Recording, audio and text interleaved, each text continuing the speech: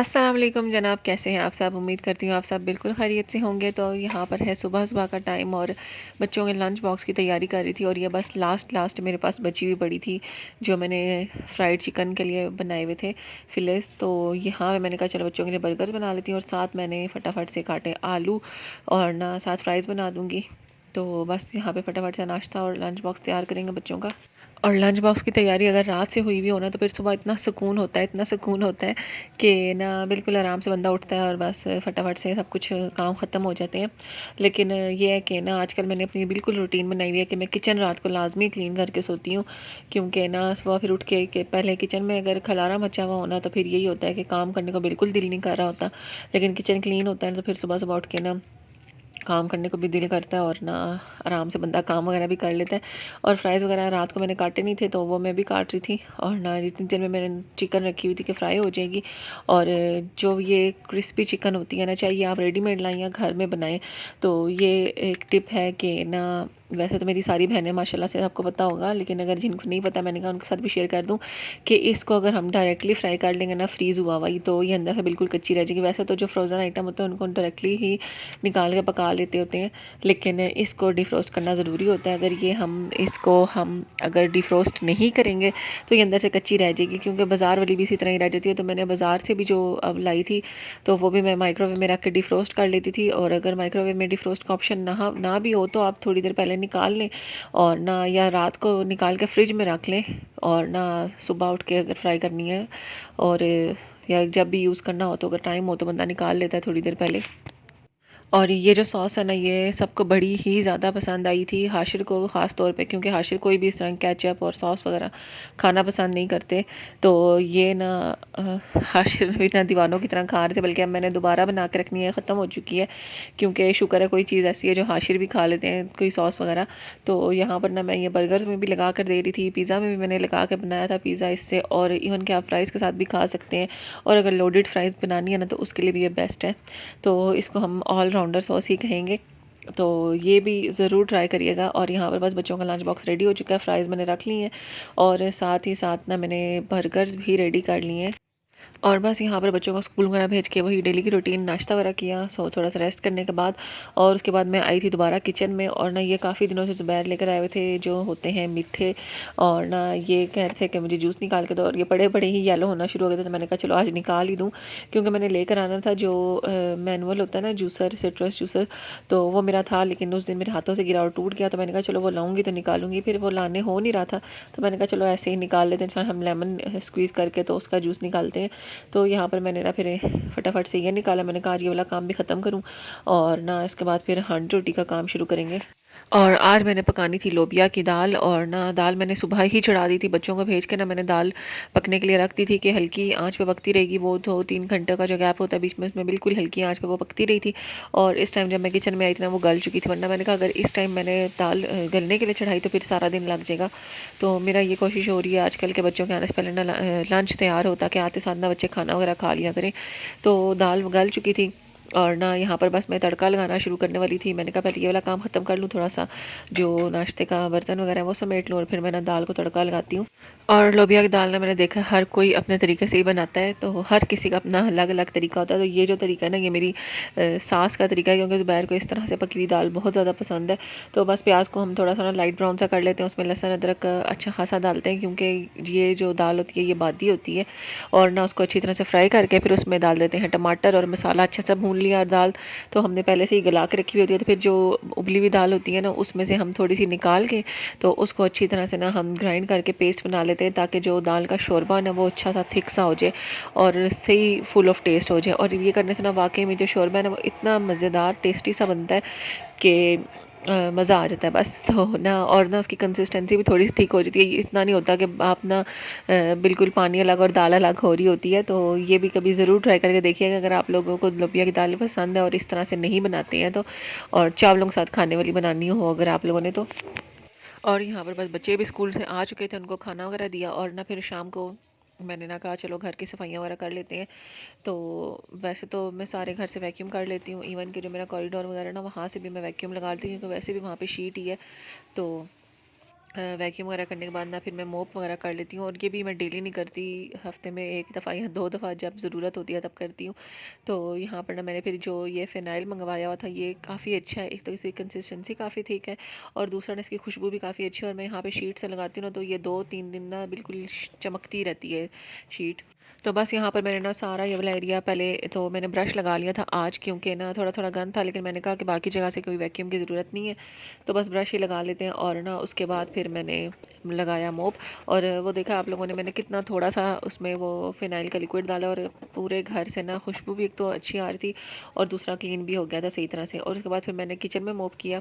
पहले तो मेरा इरादा था किचन के लिए अलग रखूँ, और ना जो मोप का आगे हेड है और ना बाहर के लिए अलग रखूँ। फिर मैंने कहा इतनी जगह तो है नहीं बाहर की और किचन की भी, किचन भी छोटा सा है, बाहर भी छोटी सी जगह है, तो अब क्या अलग अलग संभालती रहूँगी मैं। तो फिर मैंने एक ही स्टार्ट किया, तो ये कि ना फटाफट से अब सारा काम वगैरह ख़त्म करके, और बस यहाँ पर जनाब सारी सफाइयाँ वगैरह कंप्लीट हो चुकी थी, किचन क्लीन हो चुका था। और ना यहाँ पर मैं अपनी ना स्नैक्स वाली जो बास्केट है ना वो अरेंज कर रही थी, क्योंकि कल मैं पंजाब के करी गई थी तो मुझे वहाँ से तो कुछ भी नहीं मिला। तो ये ग्रीन वाले जो चीटोस है ना आजकल मुझे बड़े अच्छे लग रहे हैं, तो ज़ुबैर ने फिर ये कहीं से मंगवा कर दिए थे, तो ये भी आए थे घर में। तो ना मैंने कहा चलो ये भी अरेंज करके रखती हूँ, और ना बास्केट को भी साफ़ कर लेती हूँ, क्योंकि ये ओपन पड़ी होती है ना तो इसमें काफ़ी डस्ट हो जाती है। तो मैंने कहा अगर ऐसे ही रख दिया ना तो फिर ये पूरा वीक इसी तरह ही पड़ी रहेगी, तो पहले क्लीन कर लूँ और फिर ना इसमें अरेंज कर लूँ। तो बस ये चीज़ें वगैरह सेट करेंगे, और इसके साथ ही जब तक मैं ये कर रही हूँ आप लोग वीडियो को लाइक कर लें, क्योंकि आप लोग हमेशा भूल जाते हैं, और वीडियो को लाजमी लाइक किया करें, और ना साथ एक अच्छा सा छोटा सा कमेंट भी छोड़ दिया करें। अगर कोई बीच में व्लॉग में आपको शिकायत भी हो ना तो वो भी आप कमेंट छोड़ सकते हैं, ताकि मैं उसको भी ठीक करने की कोशिश कर सकूँ, और अगर कुछ अच्छा लगे तो उसको भी अप्रिशिएट कर सकते हैं। तो इससे ये है ना कि आगे के व्लॉग्स बनाने में के लिए ना मोटिवेशन मिलती है, क्योंकि ज़ाहिर बात है इतना टाइम निकाल के मेहनत करके कर रहा होता है तो बंदे को थोड़ी बहुत मोटिवेशन की ज़रूरत होती है। तो यहाँ पर बस सारा कुछ कर चुकी थी मैं, तो मैंने कहा चलो अपने ना मल्टीविटामिन वगैरह लेते हैं अपनी, और ना फिर थोड़ी देर जाके अंदर आराम से बैठते हैं। और बस जनाब इसके बाद थोड़ा सा मैंने रेस्ट किया, और उसके बाद फिर मैंने बच्चों को पढ़ाया वगैरह, और उसके बाद ना फिर बस यहाँ पर रात के खाना खाने लगे थे, और मैंने ना बच्चों ने तो दाल चावल खाने थे, और मैंने अपने लिए बना ली मकई की रोटी। और अक्सर आप लोगों ने मेरे व्लॉग्स में मकई की रोटी देखी होगी, तो मकई की रोटी मुझे बेइंतहा पसंद है, और ऑलमोस्ट सिर्फ मैं ही खाती हूँ और कोई नहीं खाता इतने शौक से हमारे घर में। तो मैंने अपने साथ अपने लिए ना दाल के साथ ये बना ली थी, और खाना वगैरह खाने के बाद फिर थोड़ा सा ना थोड़ी देर बाद मैं आ जाती हूँ किचन में, क्योंकि मैंने जो रात के खाने के बर्तन होते हैं वो सब समेटने होते हैं, वॉश करने होते हैं, और उसके बाद ना किचन वगैरह क्लीन करके अगर बच्चों के लंच बॉक्स की कोई तैयारी करनी हो ना वो भी मैं इसी टाइम कर लेती हूँ फिर। तो आज ना मेरा दिल था कि केक बनाऊँ, क्योंकि कल परसों से मेरा ना चॉकलेट केक खाने को काफ़ी दिल करता। उस दिन भी मैंने कप केक्स मंगवा के तो वो खाए थे, तो मैंने कहा चलो आज घर पर ही बना लेते हैं। कोको पाउडर मैं ला चुकी थी, तो यहाँ पर बस मैं अपनी केक की तैयारी कर रही हूँ, और इस केक की रेसिपी भी मेरे चैनल पे मौजूद है, 2 से 3 दफ़ा मैं शेयर कर चुकी हूँ। तो अगर आप लोग ट्राई करना चाहें तो ज़रूर करें, क्योंकि जिसने ये केक खाया ना उसने ज़रूर तारीफ़ की है इसकी।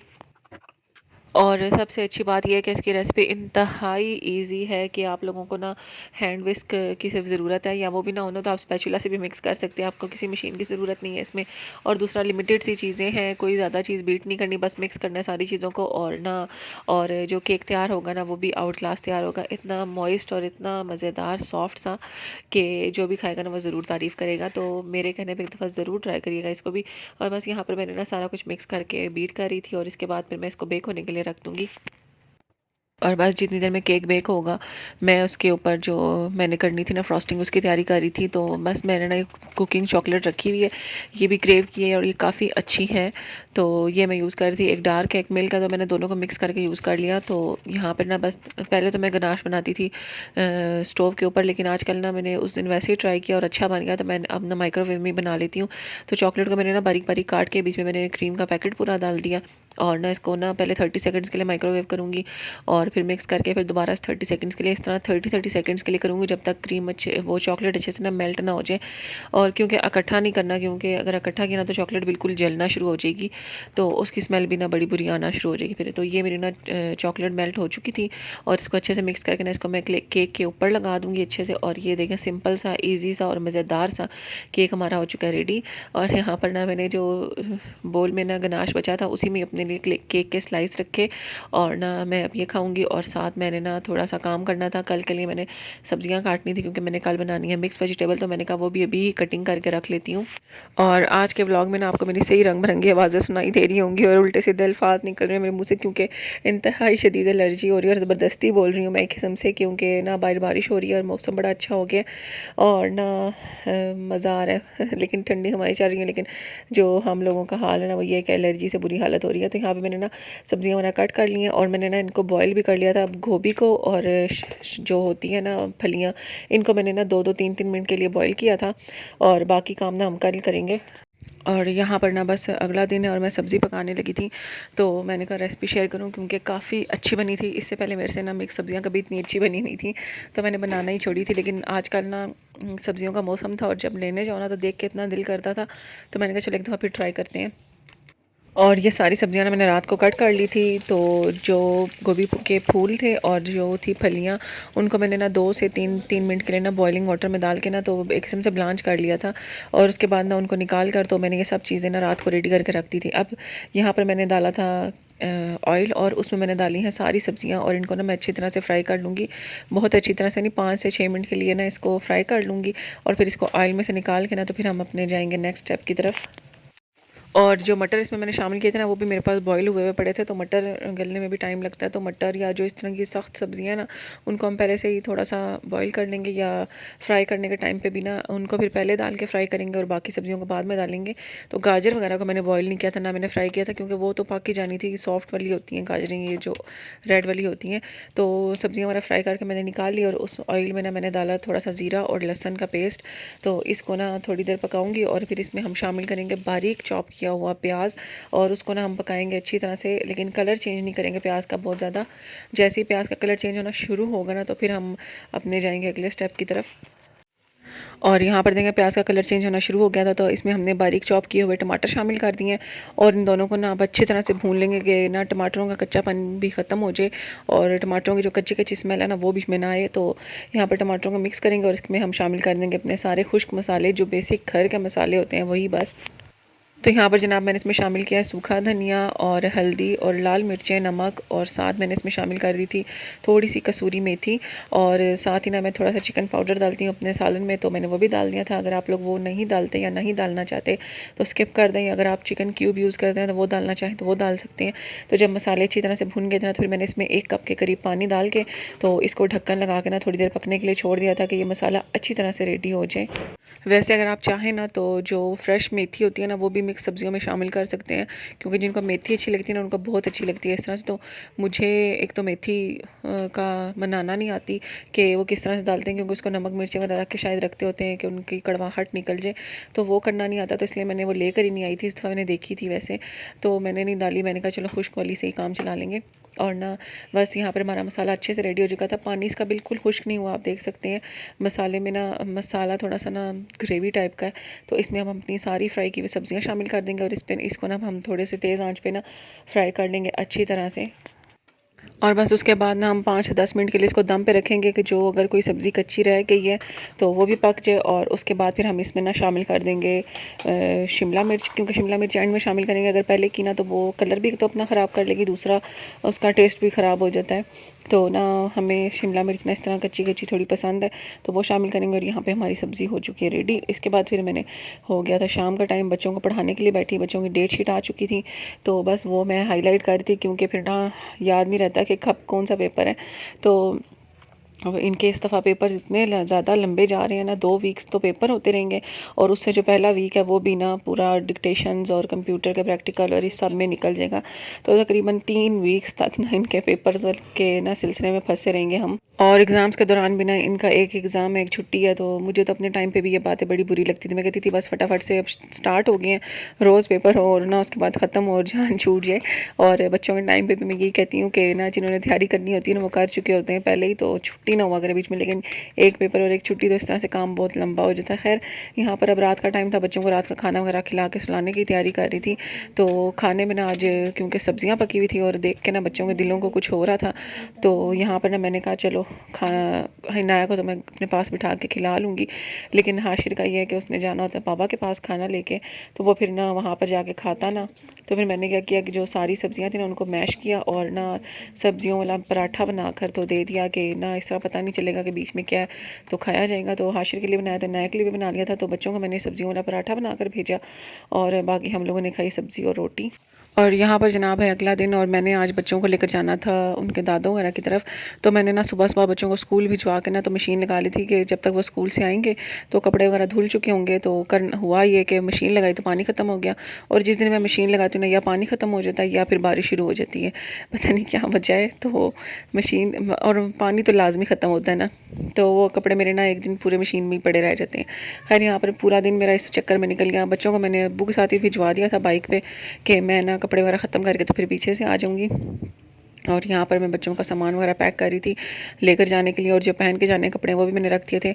और ना बच्चे खैर बड़े हो गए, उनको ज़रूरत नहीं पड़ती एक्स्ट्रा कपड़ों की, लेकिन फिर भी मैं साथ एक एक सूट रख लेती हूँ, क्या कि ना अक्सर होता है बच्चे कहीं गिर जाएँ, पानी लग जाए, कुछ हो जाए, तो इमरजेंसी के तौर पर ना कपड़े लाजमी होने चाहिए। या अगर कहीं गए हुए हैं वहाँ से आके कहीं जाने की ज़रूरत पड़ जाए तो तब भी कपड़े वगैरह चेंज करने के लिए लाजमी हों। तो यहाँ पर बच्चों का बैग वगैरह रेडी हो चुका था, अभी बच्चे स्कूल से आए नहीं थे, लेकिन मैंने उनकी सारी तैयारी कंप्लीट कर दी थी। और बस फिर आज का दिन हमने अब्बू वगैरह की तरफ स्पेंड किया सारा, और यहाँ पर अब वापसी की तैयारी हो रही थी अपने घर जाने की। तो इसके साथ ही आज का व्लॉग भी एंड करती हूँ। लाइक नहीं किया तो जल्दी से लाइक कर दें और अच्छा सा कमेंट भी छोड़ दें, और ना मुझे दीजिए इजाज़त, दोबारा मुलाकात होगी, तब तक के लिए अल्लाह हाफ़िज़।